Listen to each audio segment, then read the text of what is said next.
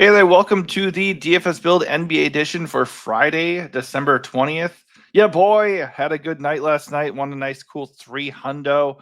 So it was nice to see Taylor's projections helped out quite a bit. They were really liking Larry Nance, and he absolutely smashed. I liked Larry Nance going in, but I don't know if I was going to be as on Larry Nance if I wasn't looking at the projections Taylor had. So hopefully y'all played Larry Nance. And also, I was very big on pairing Wemby and Cat to get away from the chalky Cade. By the way, Cade still hit. Loved Cade. Didn't have a problem with Cade. Used him elsewhere. But I just thought that got me a lot different, especially since I was eating so much chalk, in the value ranges with the Mavs and everything. So it was a good night for me. Hopefully you caught the show and played some of the same guys that Taylor and I were pointing to. Because if you did, you had a good night. Drop it in the comments if you did, and if you're new to the channel, it was a fun night. You could have joined along and benefited as well. But let's just do that going forward. Smash that like button, subscribe to the channel, and let's get into today's slate. It's only a 3-gamer, kind of light after the nice 11-gamer. Man, Adam Silver in your schedules, bro. I'm getting sick of it. Like seriously, the NBA Cup, it's like, well, 1 game, 2 game, 2 game, no game, 1 game. It's like so stupid. And then 11 games, 3 games. What are we doing? Seriously. But hey, I'll take it. It's still 3 games. It's better than the showdown. It's certainly better than no games. I will say one thing: if you win one night, you take it easy the next night. Because I historically I've like never won big in back-to-back slates, so I'm going to keep it pretty chill and keep it single entry because that's kind of where I find the best amount of success for me personally. All right, let's get into it. I'm going to go team by team so we can really look at this slate. It is 3-game slate. That's the way I like to do it when it's only 3 games. And then we'll just kind of cover everybody and get to like who we really like the most, right?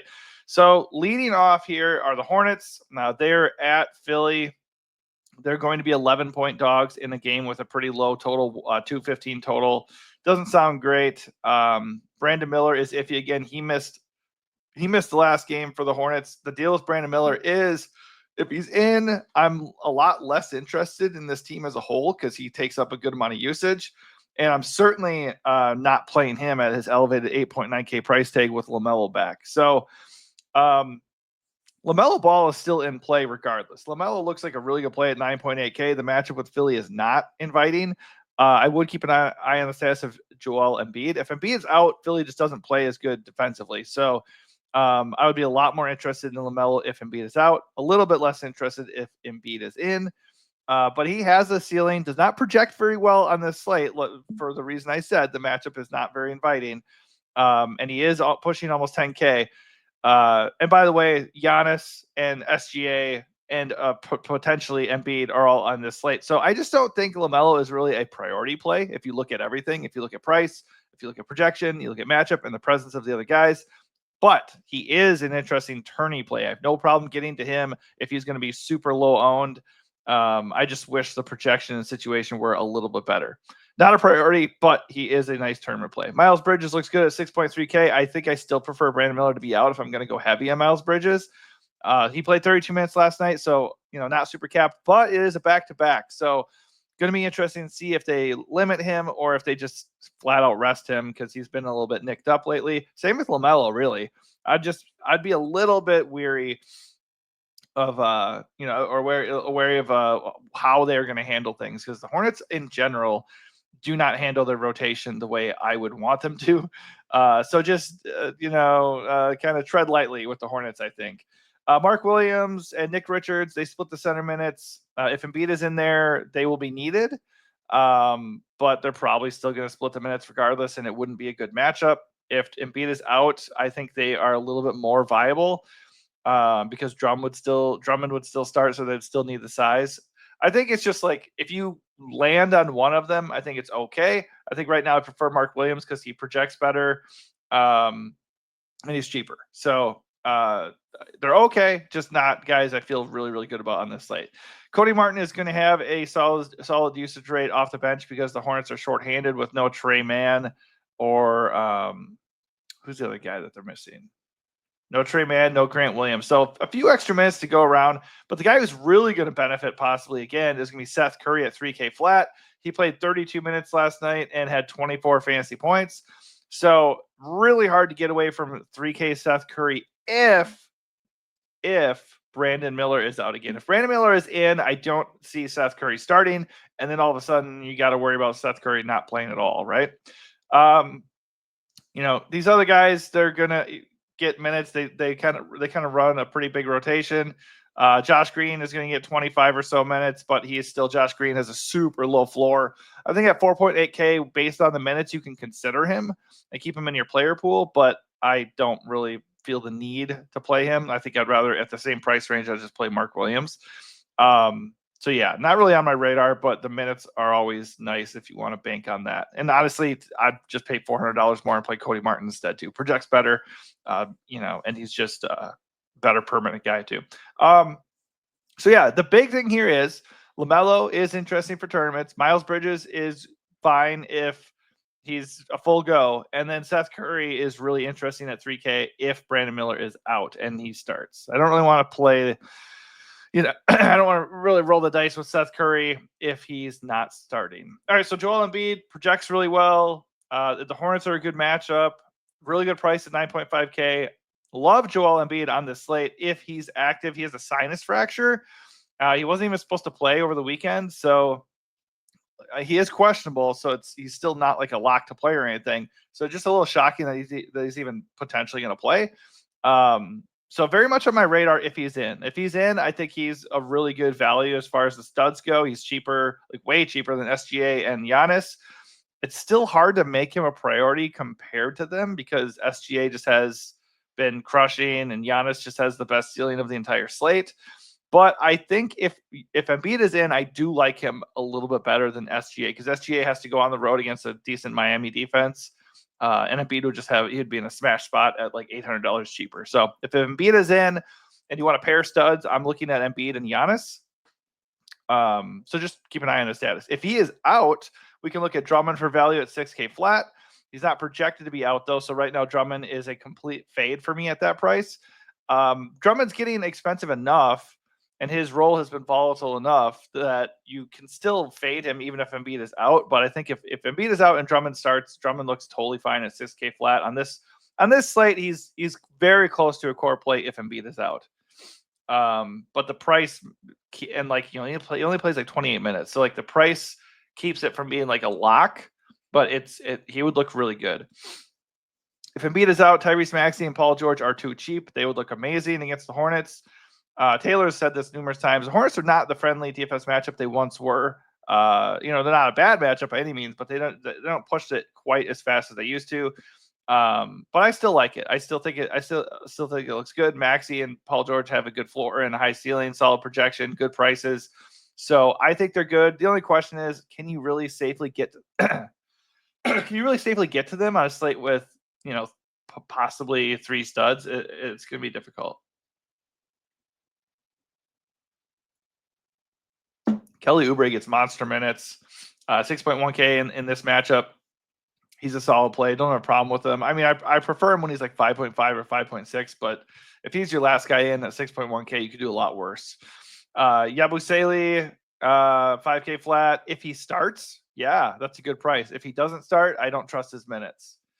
Ricky Council, 3.9K with Jared McCain and who's the other guy for Philly that's out? But I'm not. Oh yeah, Caleb Martin. So both those dudes are out. So Ricky Council will have a role off the bench most likely. 15 to 20 minutes. He's pretty scoring dependent, but he can get hot as a scorer. I don't think he's the worst value try on this slate unless value really opens up. I think he's okay. And same with Eric Gordon at 3.2K. Same story. He's cheaper, so I think he might be the better play in a lot of people's eyes. Just doesn't have the same upside I think Council possesses at this point. KJ Martin could end up starting if Embiid is out at 4.1K. He probably would get 20 to 25 minutes. Doesn't really do a whole lot when he's out there, but a 4.1K starter against the Hornets does sound somewhat appealing.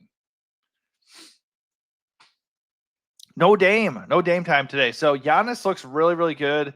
I think he has the best projection of the slate, rightfully so. The matchup on the road against the Cavs is not great. But he did put 71 fantasy points on Cleveland the last time he faced them this year. So he's too cheap for the slate and his upside and everything, even his floor. So I think Giannis is a lock for me. That's how I'm starting my builds for sure. 11.3K Giannis with no Dame. That is a smash for me. Chris Middleton and Brooke Lopez both get sizable boosts with no Dame. Brooke gets a 6.3% usage rate increase, and both these guys just crush with no Dame. You're also going to see upticks for Andre Jackson and Taurean Prince. So I think those are the guys to be looking at first. But obviously, Bobby Portis is going to get a little bit more usage and perhaps more minutes off the bench. And obviously, he's not going to have to go up against Cleveland's best defenders in the starting lineup, most likely. So I think all those guys I just mentioned are totally in play. I think my favorite is going to be Bobby, just because he's not, Chris Middleton's still limited. They're basically the same price. He's going to have a better usage rate, and he is coming in with a better projection. So he just looks like the better play. And also, I like him better than Brooke, too, because Brooke, if Brooke isn't hitting his threes, Brooke often will do a whole lot of nothing. As far as safety, Brooke might be the play just because he gets the most minutes out of that trio. With no Dame, we could certainly look at values like Taurean Prince. Like I said, he looks fine at 3.5K. I have no issue with him whatsoever. The only problem is Chris Middleton's back, so he's going to play 20, 25 minutes max, most likely. Andre Jackson at 3.3K. He's in the starting lineup, another 20, 25-minute guy. Probably going to play more minutes with no Dame, so he looks pretty good as value at 3.3. He already starts, though, so got to keep an eye on who starts for Dame. That could be DeLon Wright. That could be Ryan Rollins. That could be AJ Green. Pat Connaughton. Any of those guys could end up sliding in, maybe even Gary Trent. So just keep an eye on who that ends up being. All of them are viable, depending on who starts. I mean, AJ Green is probably the guy I would want to get in there at 3.6K. He projects for the most minutes of the guys I just mentioned, and aside from Pat Connaughton, would have the best overall projection. But I would just base it off of the starting lineup. It's really tough to trust guys off the bench, especially when they're going to have a deeper rotation. So yeah, I would just monitor who actually gets the nod for starting for the Bucks tonight. On Cleveland side, obviously, if you're going to play Giannis and any of those Bucks guys, you should have some interest in stacking up this game to some degree. I think my favorite option would be Jarrett Allen based off of price, 6.7K. He had 42 fantasy points the last two times he faced the Bucks. Donovan Mitchell is the high upside guy. He's not even 9K. We know he has a massive ceiling. He's got the best projection of any cab on the slate. He's not that expensive either. So I certainly would rather go up and get him over Evan Mobley. And I think I might prefer him over Darius Garland too. But that said, all the Cavs guys are a little bit too cheap. The matchup with the Bucks, the Bucks have been a lot better defensively lately, but it's possible there's a little bit of fatigue there from them after winning the NBA Cup, and they're on the road. It's in Cleveland. So I don't really want to go out of my way to stack this game. I'm not super interested in Cavs players, but I think Jarrett Allen and Donovan Mitchell is where I would start it. And if you land on any of these other guys, it's fine. And then just for a good usage rate off the bench, Karis LeVert at 5.2K he's a totally fine value. Nothing wrong with that at all. All right, last game of the night is, I think it's in competition with the Hornets game for being the worst as far as game total, like a 116 or 116.5 game total. It's not great. So yeah, oddly enough, the Cavs game does have the best game total. It's just none of these games really feel stackable, if I'm being honest. On a 3-game slate, you do want to try to take a hard stance and gain leverage on the field somehow, but I don't know if stacking is really the way to do it. It's just nothing. None of these games really call to me in a stacking fashion. If I had to say one did, maybe even the Hornets game does. If the Hornets can, push the pace a little bit more and Embiid is out, and then the Sixers defense isn't quite as good as it normally is, So that's probably where my head is at as far as that goes, but just doesn't feel like a slate where I want to go out of my way to stack up an entire game. For OKC, on the road against the Heat are not as tough defensively as they used to be, but they still are at home and they can be good on defense. Regardless, SGA is a great price at 10.3K, solid projection, pushing 50 fantasy points. Individual matchup is not the best, but he bounced back in a big way on the road against the Magic with 59 fantasy points. So just another reminder that he is matchup proof, as long as he's actually hitting his shots like he wasn't in the NBA Cup title game. But he looks great. You probably will just need to decide which two studs you want on the slate. I think if there's no Embiid, that makes it a lot easier. Then it's probably just Giannis and SGA. If you want to go more balanced, then just pick the one stud to build around. You don't really need two studs. That just might be the way I go, depending on what value kind of pops up. But the more and more I look at it, I'm thinking it might be a one stud night, and then we try to go as balanced as we can the rest of the way, because there are some really nice like high level mid range guys to get to. So SGA would rank second if Embiid is out. If Embiid is in, I prefer Embiid over SGA. Jalen Williams 8.3K. Price is really good. Projection's good. I don't have a problem with him at all. He's been playing closer to his floor lately, though, so I'm not like super excited to go race and get him. But the price is nice. It's come down a little bit. We know he has a monster role with no Chet. That said, the guy I really would prefer on OKC is Isaiah Hartenstein. The offense is kind of running through him lately. He's been really good, and he's only 7K. He's averaging 38 fantasy points per game on the year. He had 43 last game against the Magic. That was last night, actually. He's had 34 plus fantasy points in every game since December 5th. He's been crushing, man. I don't really like targeting centers against Bam Bam if I can help it, but he's 1.1K cheaper than Bam. He's over 2,000 cheaper than Embiid. He's just super, super cheap compared to the other high level options on the slate. So he's kind of like right down there with Jared Allen, and I prefer him over Jared Allen, just $300 more for a guy with a little bit more upside, I think. OKC does have some good values. Lou Dort, Kason Wallace, Alex Caruso, perhaps even Isaiah Joe.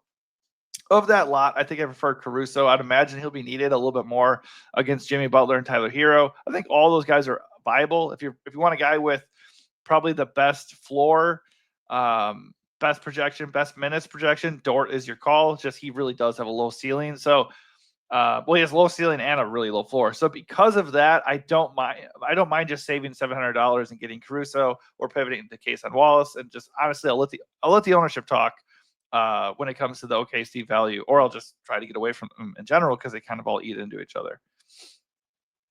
And if you're going to play Kason Wallace, you could definitely consider just pivoting and paying $1,000 less and getting Isaiah Joe. They're kind of the same player, and you're getting that same guy for $1,000 less. All right, so Miami, Bam looks great. I feel like Hartenstein's projection feels light. I think his projection feels light, and Bam's feels a little bit high. I think Bam's a good play at 8.1K, good salary, good role. The matchup is not amazing. I think he's fine, but I think if I'm going to go down in that range at center, I'd much rather just play Hartenstein or Jared Allen. Hero and Jimmy, their projections are terrible because they're facing the Thunder. So that's fair. Thunder have the best defense in the league, but their prices are really nice, and I would probably bet the over on their current fantasy projections. I prefer Jimmy. He had 88 fantasy points the other day. I don't think he's going to do that again, but I think he certainly has the ability to push well over 45 or 50 fantasy points if the game can stay close. These guys they're just too cheap. 7.9, 7.4K. They both look really good. I prefer them both to Bam here for sure. And Jimmy is the guy I would work to get to if I'm going to go on my way. I'm going to rattle off the Miami values: Terry Rozier, Drew Smith, Duncan Robinson, Jaime Jaquez, Haywood Highsmith, and even Kevin Love. Keep an eye on the status of Nikola Jovic. If he's back, Kevin Love is out for me. Not really interested in Haywood Highsmith. I think Jaquez would still be in play, but if Jovic is out, Jaquez looks really good at 3.9K. Drew Smith, Duncan Robinson, Terry Rozier, they kind of all just cut into each other. I think if you're looking for minutes and projection, Rozier is the play. Drew Smith has been getting good minutes, and he's been pretty productive, but I feel like if you're going to hang in that range, I would just rather pay $300 more and play Rozier, who has a safer role and has a higher ceiling. Excuse me. Okay, so quick recap. Got to pay attention to the injury news with Embiid and Brandon Miller. I think those are going to be really big slate swinging pieces of news for sure. The first number one thing, flag plant. I'm playing Giannis. I'm not thinking twice about it. There's no Dame. There's nobody else on the slate who can come close to him. Don't get cute. We're playing Giannis. And then I will entertain playing a second stud. I would preferably play Embiid if if he's going to be in. I would go for him. I'm okay with also pairing Giannis with SGA, but I think my strategy is going to be if Embiid is in, I'm pairing Embiid with Giannis. If Embiid is out, I'm going one stud, and that's going to be Giannis as well. Because if Embiid is out, suddenly Maxey and PJ13 become basically studs on this slate. And then you can make arguments for guys like, Jimmy and Hartenstein and Donovan Mitchell and Jalen Williams, all these guys under 9K who have massive ceilings if they can hit, to the point where I don't know if SGA at over 10K is going to be completely necessary. So that is where I'm at on this slate. Hopefully that helps you out getting a head start on the slate. I'm sure some news will drop, something crazy. It always does. I bet Giannis or something will be out. I completely ruined the slate, but hopefully I covered all the bases. So, you'll be prepared if and when that does happen. And, if you have questions as we get closer to lock, drop them in the comments. If you had any success yesterday based off of our video, drop that in the comments too. Let us know, engage with the community, and, smash that like button. And if you're not already subscribing, be sure to subscribe, because we do contests sometimes. It helps us out quite a bit. And then also it alerts you to future videos just like this. I'll be putting out an NFL main slate video for week 16. And anytime I put out other videos, you're going to potentially miss them if you're not actively looking for them or, following us and have the notifications turned on. But I appreciate you watching. I appreciate all the likes and subscribes, and hopefully we can get another win tonight. All right. Good luck.